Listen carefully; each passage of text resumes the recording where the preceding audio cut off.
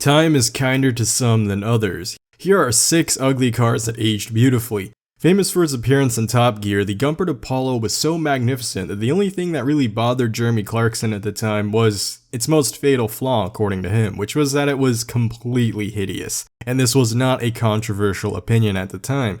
This chubby-cheeked warrior was unveiled at a time where street-legal race cars and the whole vibe of their appearance hadn't caught on yet. Nowadays, we're so used to seeing street-legal race cars that even an Aston Martin Valkyrie will come to positive reception. The late 2000s, on the other hand, was a very different time, and you almost can't blame them when you consider that they had just come out of the Ricer storm that was the first 5 years of the decade, so they were burnt out on big wings and massive body kits and whatnot. But this wasn't your ordinary body kit that had lame side skirts and awkward bumpers. It was one of the trendsetters of being a wide body kit, making the car have beautifully arched fenders, a massive diffuser, imposing chin splitter, and these thick, wide hips to accommodate sticky tires. These massive tires, combined with the rest of the aero on the car, made it an insane speed demon around the track, so much so that it would set the production car record on the Nürburgring at the time. And while everyone made fun of its appearance for being bulky, obese, and fat-looking, its performance actually said quite the opposite, as it would glide through turns. The Apollo was just a massive middle finger to the traditional design of the time. It sacrificed everything to be as downforce relevant, to be as track-focused as possible. So much so that as the years went by and wider cars were introduced, all with increasingly elegant design from even the most prestigious of nameplates, it's fair to say that when you revisit the Apollo and even park it next to these cars, you realize that it's not ugly at all, and it doesn't just fit in, it's actually the trendsetter. The BMW M5 E60. Jeremy Clarkson also hated this car, to which I now think we should use his opinion as some kind of automotive clairvoyance, since he's great at predicting aging beauties by being totally wrong and always calling them ugly at first. At the time of its release, many people were conflicted about its downturned headlines, and they failed to interpret the designer intent of the whole car. To them, it didn't seem aggressive, it just looked like a sad puppy, and it was far too gaudy for a sedan for a lot of people because of why does it have a V10? Why does it have quad exhaust? And why does it need a chin splitter? Again, you have to remember this is a time where people didn't understand the importance of aero, not just for gas mileage and looks, but also for preventing freaking rock chips. The BMW M5, it was heckled to hell and back for this excessively showy aero and excessively brash performance for a luxury sedan.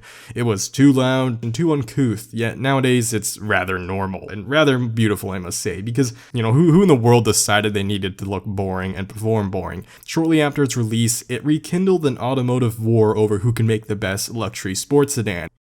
The Lamborghini Veneno. Did you know that this car was voted the ugliest car of 2013?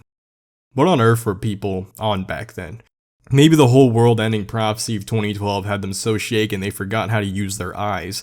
While in 2013, I certainly just filed away this car's design as way too try-hard edgy, and I still think that it's in that category today, I find it far from ugly. It's not my cup of tea at all, but I still understand that it's not ugly, not even close. I get the appeal of it. So my bias aside, this title of this video isn't about my opinion alone, it's about what the general community as a whole have changed their mind on, and let me tell you, the majority of people have changed their mind on this car, especially of what was said in 2013. If you were to ask me the definition of cutting edge, I wouldn't show you this car if you meant it from the traditional technological definition. But if you meant it from a literal standpoint, as in edges cutting through the air, then yes, I would tell you this car is absolutely cutting edge. For the artists and car designers out there, this car is very complicated. There's a lot going on, and that's pretty usual of Lamborghini's design language actually.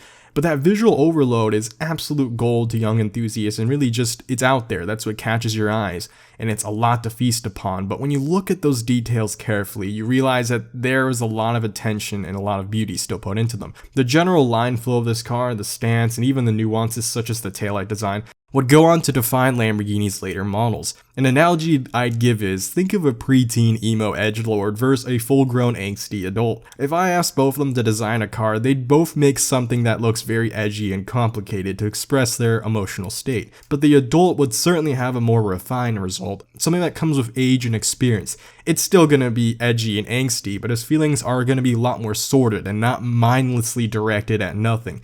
That's the Veneno. It came in a time where everyone thought everything looked like a Batmobile and kind of got sick of over-angular cars trying to look like wannabe fighter jets bumming up towards the sky. Yet with a modern lens, we can now look back and realize we threw this edgelord in with all the emo preteens instead of understanding it for the angsty adult it was. Is it a bit too grumpy looking to me? Sure, but it's not without reason, and I think this car expresses that reason well. Alright, so you have 4 cars in a garage, and you get to pick the keys to one of them. Which one do you choose? Bugatti Veyron, Bugatti Chiron, Bugatti EB110, Bugatti EB110. I didn't list the 4th one yet. Don't care, EB110. Does it look like a wide-body aero kit from the Nissan 300ZX to some people? Oh, probably. Do I care? Not at all. One of the most underrated Bugattis, and probably the one in the video that people still think looks a little ugly, it came out in a time where no one really cared about it. No one looked its way, because you had cars like the Jaguar XJ220, the Lamborghini Diablo, and the McLaren F1.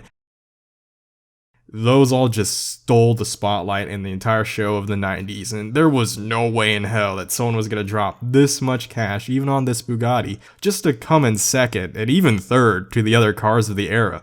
But when the hype fades and the pursuit of speed settles, beauty continues on its endless march. A car's performance is very much a relic of its time. Fast supercars of the past can be woefully slow compared to their modern equivalents, but art can remain relevant for decades long after the initial release, especially with timeless design.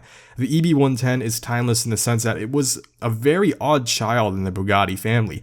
Bugattis have always had this signature grille dating back over a century, and this grille is usually very prominent, and it's always followed with soft, gentle curves that leads for an overall curvy, round appearance for the whole car, almost like a giant driving egg. The EB110 was a massive departure from that lineage. While it's not super try-hard edgy like a Lamborghini Veneno, it dared to be angular, had sharp lines, aggressive sloping. It was simple. It gave the car a more vibrant face, especially compared to its brothers and sisters. This is the defining feature that's gonna mark it as an icon amongst all Bugatti enthusiasts, love it or hate it. The Alfa Romeo Montreal, boxy, sharp, and angular. This European exotic looked a lot more like a muscle car, just with vents on it, a lot of vents in fact, and eyebrows, don't forget those.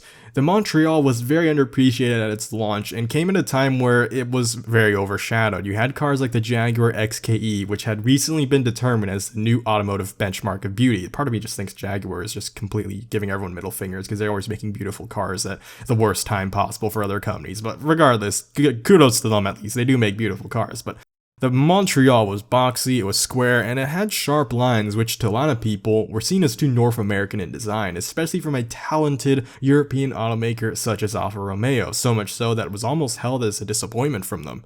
This North American appearance does make sense because the car was given the name Montreal and was released in Montreal, and that's likely what it was aiming for. It was designed to look like that on purpose.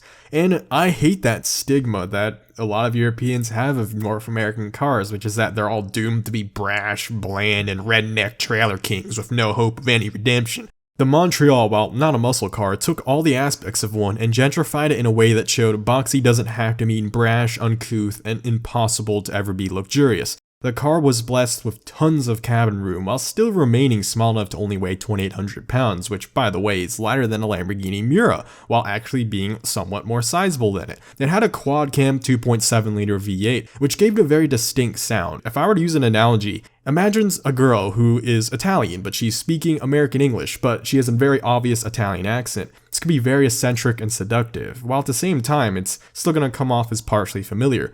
Honestly, that was something people didn't like and just another thing people filed into the category of hatred where they're like, look, that makes this car a twisted half-breed, and it's just, oh, it doesn't know what it wants to be. And as time passed, we learned to appreciate the statement that this car made. It's not the fastest thing on the road. In fact, it wasn't even when it came out, and it's not the flashiest thing on the road, but it's one of the most eccentric things on the road. And for the prices they're at, it's a perfect blend of Italian exotic with North American muscle. And on to the final entry of this video, the Cizeta V16T. So, you know everyone says that pop-up headlights are the coolest thing ever, so what happens if you put pop-ups on top of pop-ups? That's right, it multiplies the coolness factor times 12. So if we do the math, it means the Cizeta V16T is the coolest car ever times 2. I'm just joking, by the way. This is my failed attempt at a late April Fool's joke. I don't think it's that great, or even half that great for that matter, because the Cizeta, it borrowed its dimension. So it's not even original design, by the way, for anyone who doesn't know much about car art and car history. Its chassis design and overall dimensions are from the Lamborghini Diablo, which was a beautiful car, in fact. The Cizeta didn't quite wear it with the same finesse, and it keeps all the quirks that the Diablo's design have, but it doesn't make sense on the Cizeta. It's a strange looking car for sure. Is it ugly? Not ugly at all, but let's talk about the actual final entry of this list, which is the BMW 850 Ci. It doesn't have futuristic looks, it wasn't a trendsetter ahead of its time or anything like that. It truly was just what it was. It was different. It was a departure from BMW's growing trend of making kidney grills larger and larger and larger to the point that, well, they just look like pigs now. Rather, it went the opposite direction and shrunk them down. To me, this car has the look of some kind of sleeping anteater. It's peaceful, strange, yet fascinating. It doesn't exude luxury or elegance to me, just fascination. It looks exactly as it should, and I'm so used to how this car looked, and I think it wore its appearance so well, I couldn't possibly imagine it looking like anything else. Amongst many automotive artists, it's usually common to redesign and reimagine cars of the past, or even upcoming releases of today, but I wouldn't touch this car. Not a single bit. I think it's a driving showcase. Also, did I mention it has a V12? Because it has a V12.